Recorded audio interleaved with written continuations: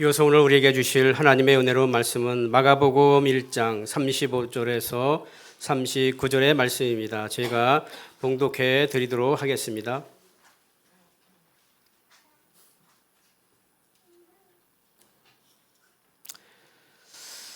새벽 아직도 밝기 전에 예수께서 일어나 나아가 한적한 곳으로 가서 거기서 기도하시더니 시몬과 및 그와 함께 있는 자들이 예수의 뒤를 따라가 만나서 이르되 모든 사람이 주를 찾나이다. 이르시되 우리가 다른 가까운 마을들로 가자. 거기서도 전도하리니 내가 이를 위하여 왔노라 하시고 이에 온 갈릴리에 다니시며 그들의 여러 희당에서 전도하시고 또 귀신들을 내쫓으시더라. 아멘. 이제 우리 담임 목사님 나오셔서 내가 이를 위하여 왔노라는 제목으로 이제 말씀 선포하실 때 큰 은혜와 축복의 시간 되시기를 바랍니다. 여러분, 오늘은 예수님께서 이 땅에 오신 날을 기념하는 예배입니다. 그래서 성탄 축하 예배라고도 하고요, 성탄 감사 예배라고 하는데 다 괜찮아요, 용어는요. 근데 제가 볼 때는 성탄 감사 예배라고 쓰는 것이 더 맞을 것 같아요. 왜냐하면 축하라는 것은 태어난 날을 축복하는 것인데, 예수님이 태어나신 것을 축복받을 일이 아니에요. 왜? 우리를 위해 오셨고요, 또 이 땅에 오셔가지고 고난을 당하셨고 십자가를 지고 오셨기 때문에 과연 그 예수님께 축하할 일인가? 그죠? 우리가 감사할 일이죠. 우리가 주님의 은혜를 감사할 날에서, 그래서 그렇게 하는 것도 좋을 것 같습니다. 예수님이 언제 태어나셨는가? 정확한 날짜는 모릅니다. 12월 25일은 그냥 추정해서 우리가 예수님 날로 이렇게 드리는 것이지 정확한 날짜는 몰라요. 그래, 한때 이단들은요 12월 25일은 예수님 태어날 도 아닌데 지킨다 이래가지고 미혹하기도 많이 했습니다. 그리고 어떤 견해에는 과거에 로마의 태양신 숭배하는 날이 12월 25일이었는데 그 날을 지키는 것이다, 이건 잘못됐다, 이단들이 하는 이야기예요. 여러분, 만약에 그게 사실을 할지라도요, 이교도를 섬기는 날이 바뀌어가지고 예수님을 섬기는 날로 바뀐다, 그게 복음이에요. 감사한 거지. 그게 왜 교회를 미혹하고 성도들을 미혹할 이야기입니까? 아니죠. 오히려 더 감사할 일이죠.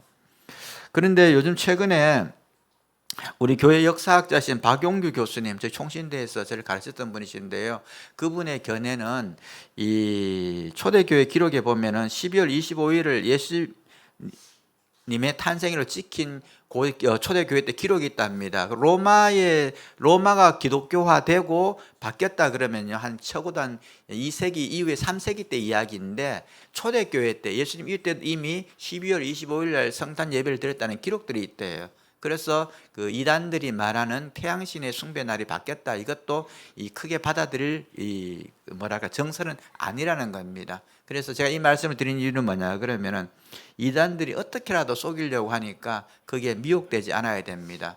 그렇대도 감사하고, 저거간 날짜가 아니어도 감사하고, 그죠? 어떻든 간에 이 땅에 오신 예수님을 우리가 기념하며 축복하는 것이, 예배를 드리는 것이 중요하다는 것을 우리는 알아야 합니다. 성탄절이 되면요, 우리는 몇 가지를 알아야 합니다. 가장 중요한 게 뭐냐 그러면은, 예수님은 왜 이 땅에 오셔야 했는가 하는 거예요. 하나님으로서 저 보좌 위에 계시던 분이 왜 사람으로 이 땅에 오셔서 고난을 받으시고 십자가를 지시고 우리의 대속의 제물이 되셨는가 하는 거예요. 예수님은 왜 이 땅에 오셨는가? 성경에는 여러 가지로 예수님은 내가 이것 때문에 여기 왔다라고 명확하게 말씀하신 부분들이 계십니다. 그것을 모아서 우리는 예수님이 왜 오셨는지를 살펴볼 수 있습니다. 특별히 그 성경에서 나온 김홍전 박사님 쓰신 그리스도께서 오심이라는 책이 있어요. 그 책에서는 이 내용을 가지고 더 이렇게 잘 자세히 설명해 놨으니까 혹시 더 자세히 알고 싶은 분들은 그 책을 참고해도 좋겠습니다. 예수님께서 왜 이 땅에 오셨는가? 예수님 직접 말씀하신 내용을 통해서 우리는 성탄절의 의미를 더 명확히 알아야 됩니다.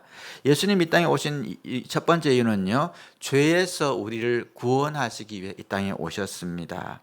예수님이 탄생 전에 천사가 나타나서 아기 이름을 예수라고 지으라고 했습니다. 예수의 이름 뜻은 자기 백성을 저희 죄에서 구원할 자다 뜻이에요. 마태복음 1장 21절 말씀이죠. 우리 아이들이 같이 한번 읽어볼까요? 아들을 낳으리니 이름을 예수라 하라. 이는 그가 자기 백성을 그들의 죄에서 구원할 자이심이니라 하니라. 예수님 이름 뜻이 뭐냐 그러면 자기 백성, 하나님의 백성이었는데요, 그들의 죄, 우리의 죄 때문에 이 하나님의 백성에서 벗어난 사람들을 다시금 하나님의 백성으로 이끌어 주시고 구원하기 위해서 오셨다라고 말씀합니다. 여러분, 예수님을 구원자도 하는데, 구원자란 말은 구약 히브리어로는요, 그것이 메시아란 말입니다. 그리고 신약에서는 헬라어로 썼는데요, 헬라어로는 그리스도라고 부릅니다. 우리 한국말로는 그것을 구원자라고 해요. 그래서 메시아, 그리스도, 구원자 다 그런 말이에요. 그러니까 예수님 메시아, 예수 그리스도, 예수 구원자 다 같은 의미입니다. 요한복음 1장 41절에는요, 그 당시에는 성경이 이 헬라어로 기록되고 있는데 이 히브리어 쓰는 분도 계시고 아람어 쓰는 분도 계시고 다 섞여 있어요. 그래서 헬라어로 기록하면서 이렇게 쓰죠. 자기 형제 시몬을 말하되 우리가 메시아를 만났다. 구약 히브리어로 말하는 거예요. 그것을 번역하면은 그리스도다. 이렇게 언어적인 차이를 잘 설명해 주고 있습니다. 이 땅의 모든 고통은 죄로부터 시작되었습니다. 죄가 들어오면서요, 영생을 상실하게 됩니다. 하나님이 아담을 만드셨을 때는 영원히 살 수 있는 존재였고요, 하나님과 같은 천사와 같은 존재였어요. 그러나 죄가 들어오면서 생명이 소멸되기 시작합니다. 육체적인 죽음을 경험하고요, 하나님과 단절을 경험하게 되고요, 죄의 심판을 받게 됩니다. 그리고 이 사망의 하부적인 개념의 모든 고통, 질병, 아픔, 장애, 그리고 좌절, 슬픔, 이별, 모든 이 고통들은 죄의 밑에 있는 개념들이에요. 이 모든 것이 죄로부터 왔습니다. 인류의 아무리 과학이 발달하고 철학이 발달해도 이 문제는 우리 스스로 해결할 수 없어요.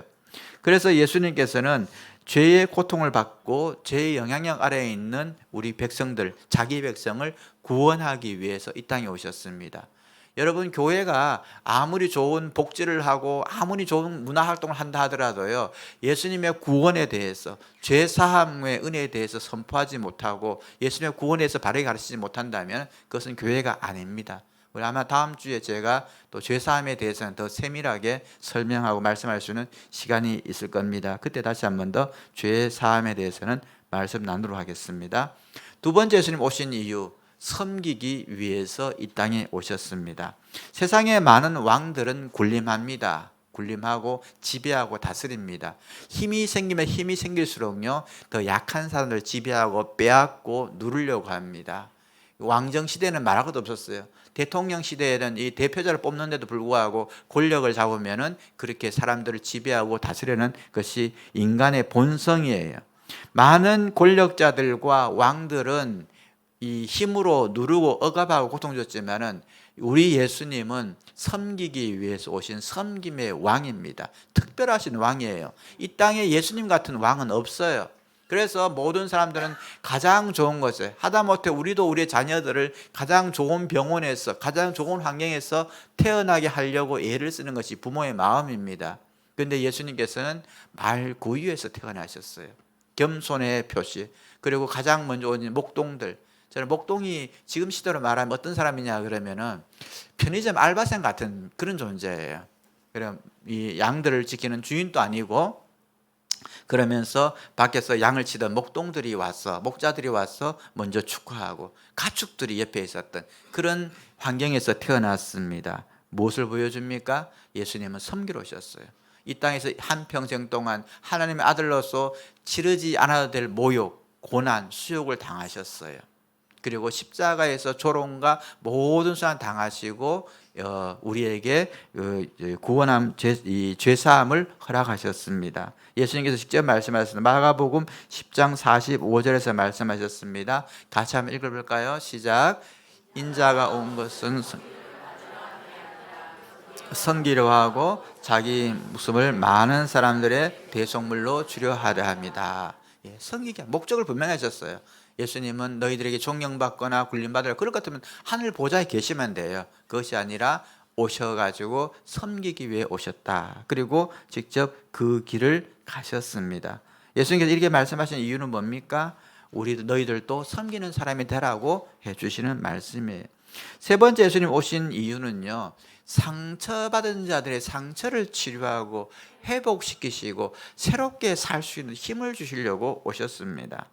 아까 말씀드린 죄가 오면서요, 많은 고통과 상처가 있는데 사람들은 어려움을 당하게 됩니다. 그래서 우리가 경제적으로 어려워지면요, 그 사람이 더 이상 경제적으로 회생할 수 없을 때는 회생 절차를 밟게 해줘요. 다시 살 수 있는 기회를 줍니다. 그것처럼요, 우리 삶에서 더 이상 어떻게 할 수 없는 환경에 놓인 사람들을 리셋할 수 있도록, 다시 일어날 수 있도록 회복시키시고 힘을 주시고 능력을 주시는 분이 우리 예수님이에요. 그 일을 위해서 오셨어요.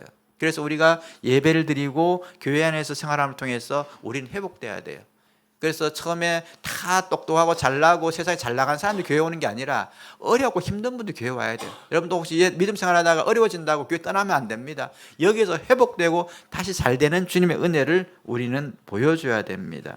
자, 마가복음 9장 35절 말씀이에요. 이것 한번 읽어볼까요? 시작. 예수께서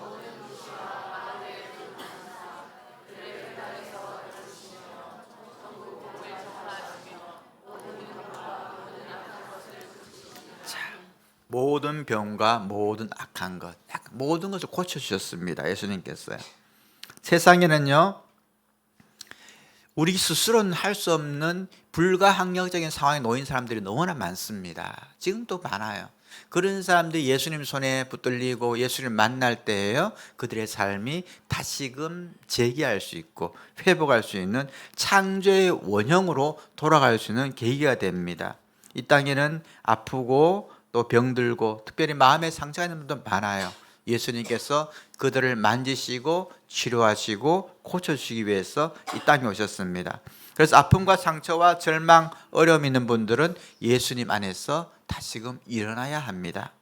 그 다음 네 번째, 예수님께서 오신 이유에 대해서는요, 우리가 더 잘되고 행복하게 살기 위해서 이 땅에 오셨어요. 그래서 우리 교회 표어도 그러잖아요. 예수님 안에서 행복해라. 그리고 다른 사람을 더 행복하게 만들어라. 뭐로? 예수님을 통해서 만들어라는 게 우리 교회 표어 중에 하나가 있습니다.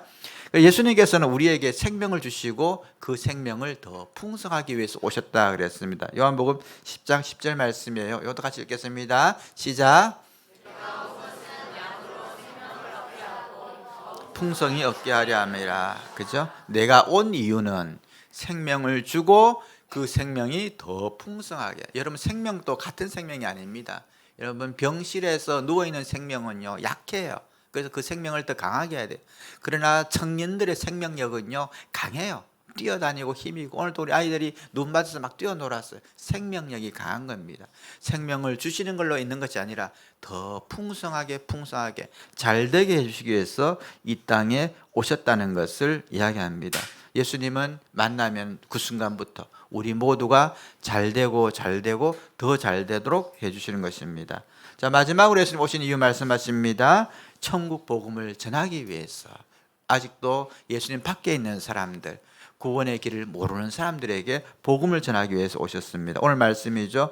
마가복음 1장 38절 말씀 같이 읽을까요? 시작. 이르시되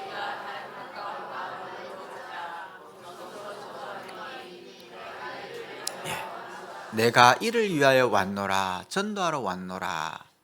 저는 지금 이제 목회를 거의 이제 한 30년 정도 뭐 좀 더 했습니다만 목회를 하면서요, 최근에 한 몇 년 전부터 목회에 대해서 새로운 깨달음이 생기기 시작했어요. 이제 일종의 득도의 과정에 들어왔습니다, 제가. 그러면서 또 하나는요, 교회에 대해서 새롭게 깨닫게 되었습니다. 예전에는 교회 안에서 태어나고 어릴 때부터 여러분처럼 교회에 자랐고요, 예배 드리고 또 목회도 교회 안에서 했기 때문에 그냥 교회는 교회다라는 생각을 했는데, 어느 순간부터 교회가 왜 필요한지, 왜 중요한지에 대해서 피부로 느끼기 시작했어요. 여러분, 지금 현재 이 한국의 가장 큰 문제 중에 하나가 뭐냐 그러면은 저의 연령대에 있는 50, 60대 남자들의 고독사가 가장 큰 문제예요. 혼자 살다가 죽는 청년들 중에도 고독사가 많아요. 저는 그것을 볼 때에 저들이 교회만 나오면 다 해결된다라는 생각이 들었습니다. 예수 믿으면요, 그 안에서 이 교회 공동체가 형성되잖아요. 그리고 보육원에서 나온 아이들 또 어려운 거 볼 때마다 교회가 지역 교회만 연결됐어도 많이 해결될 텐데라는 생각이 들어요. 여러분 지금 우리 세대는요, 제가 저기 시골 가면은 추석 때 모이면은 아버지 형제들이 모였는데 지금은 육촌이 모입니다. 이 애들이 뭐 커가지고요, 이제 결혼도 한 애들이 있어요. 걔들까지 오면 8촌이 한 곳에 모여요. 이 친척이라는 개념이 예배드리러 명절에 모입니다. 그런데 지금 한 명만 났잖아요, 그죠? 어떻게 됩니까? 사촌이 없어집니다. 친족 개념이 다 없어져요. 그래서 서울대에 있는 이 사회학자는 어떻게 이야기하냐 그러면 향후에 우리 살아있을 때 앞으로 30년 지나면요, 친족 개념 그다음에 족보 개념이 다 사라집니다. 지금 우리하고는 완전히 달라요. 삼촌이란 개념도 없어지고요, 이모도 없어지고 고모도 없어지고요, 사촌도 없어집니다. 이제는 이런 사회 속에서 무엇이 필요하냐? 가정 같은 교회가 정말 필요합니다. 기회 되면 제가 이것도 한번 소논문을 써서 한번 발표를 하려고 그러는데, 앞으로 교회는 더욱더 필요해집니다. 가정 같은 교회 같은 가정. 그래서 교회가 왜 필요한가? 정말 많아요. 아프고 병들고 재기해야 될 사람, 그런 사람뿐만 아니라 이제는 제도적으로 조직적으로 교회는요, 하나님의 나라는 더욱더 필요한 시대가 됐습니다. 우리는 전도하러, 예수님께서 전도하러 하시잖아요. 교회가 필요한 사람 많습니다. 그들에게 건강한 교회 전해주는 게 중요해요. 지금도 여러분 어쩔 수 없어서 싸우는 교회에서 시름시름하는 분들 계세요. 여러분 가서 말씀하세요. 왜 인생 짧습니다, 여러분. 근데 왜 거기서 이렇게 젊은 인생을 낭비합니까? 좋은 교회 만나서요, 일평생 주를 위해서 열심히 충성 봉사하다 주님 나라 가도 시간은 짧아요. 근데 왜 거기서 인생을 낭비하는 거예요? 우리가 보면요, 복음이 필요하고 교회가 필요한 곳이 참 많아요. 예수님께서는 전도하러 왔다 그러셨는데, 우리는 꼭 우리 교회 안 들어와도 괜찮아요. 여러분 주변에는 건강한 교회 있으면 소개해주고, 또 그분들이 특히 독거하시는 분들이나 앞으로 가족 개념에 약해져 혼자 사는 또 독자인 아이들, 뭐 어떤 형태든 간에 복음이 필요한 사람들에게 교회를 소개시켜주고, 거기서 예수님 만나게 하고 예수님과 함께 하나님 나라를 이루어가게 해주는 그런 일들을 우리는 해야 합니다. 예수님께서는요, 이 일을 위하러 왔다, 천국 복음을 전하기로 왔다라고 말씀하셨는데, 우리도 그 사명을 살아가야 하는 것입니다. 말씀을 정리합니다. 이 성탄절 설교는요, 매번 반복될 수밖에 없습니다. 왜냐하면 천사가 내려와도 할 말이 별로 없어요. 다 똑같잖아요. 그래서 저도 앞으로 결심했습니다. 성탄절 설교와 부활절 설교는 한 서너 개만 갖다 놓고 맨날 돌리기로 했으니까, 여러분 목사님이 했던 말 또 합니까? 그런 말 하지 않기로 우리는 여기서 약속을 하는 겁니다. 예, 제가 한 서너 개 해가지고, 왜냐하면 저도 힘들어요. 맨날 똑같은 본문인데. 자, 정리합니다. 여러분 이건 외워야 돼요. 예수님 왜 이 땅에 오셨는가? 자, 한번 띄워주실래요? 자, 같이 읽어볼까요? 첫 번째 시작. 두 번째요. 세 번째요.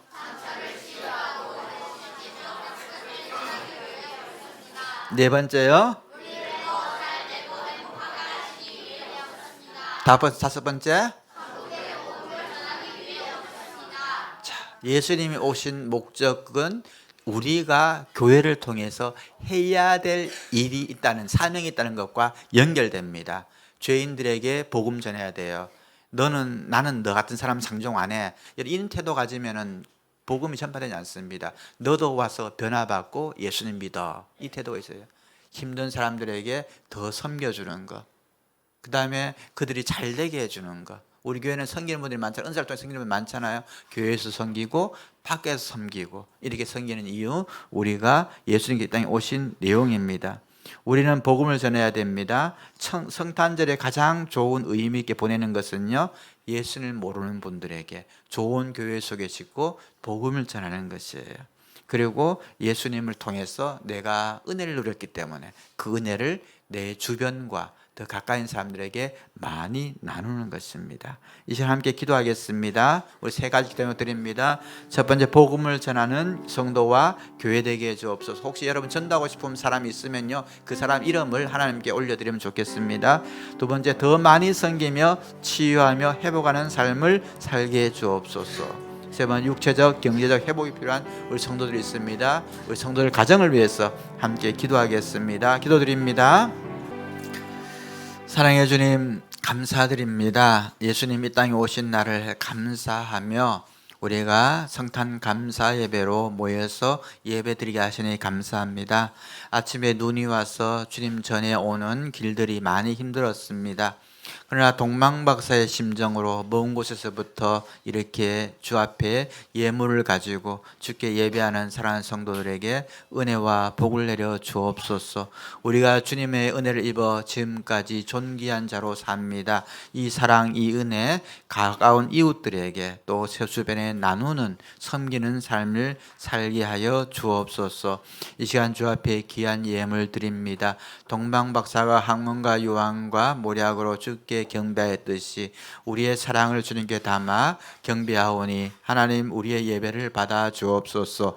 주를 위해 살고자 하는 자가 어떤 복을 받는지, 그대의 자녀들이 어떤 형통을 받는지, 또 하나님 나라의 참여함의 기쁨이 어떤 것인지 우리 성도들 경험하게 하여 주옵시고, 복을 받을 때마다 하나님도 잘 섬기고 이웃도 잘 섬기는 축복의 선순환을 일으키는 성도와 교회 되게 하여 주옵소서. 이 시간 은혜의 찬양으로 주께 나아갑니다. 하나님 금요 찬양팀, 금요 기도의 찬양으로 하나님께 영광 돌리며 성도에게 많은 은혜를 끼칩니다. 귀한 우리 찬양팀에 복을 주시고 함께 하시고, 하나님 이 찬양 가운데 주님 함께 하셔서 성령님 임재하시고 우리의 영을 만져주시고 우리의 마음을 소성케 하여 주시기를 원하오며 예수님 이름으로 기도드립니다.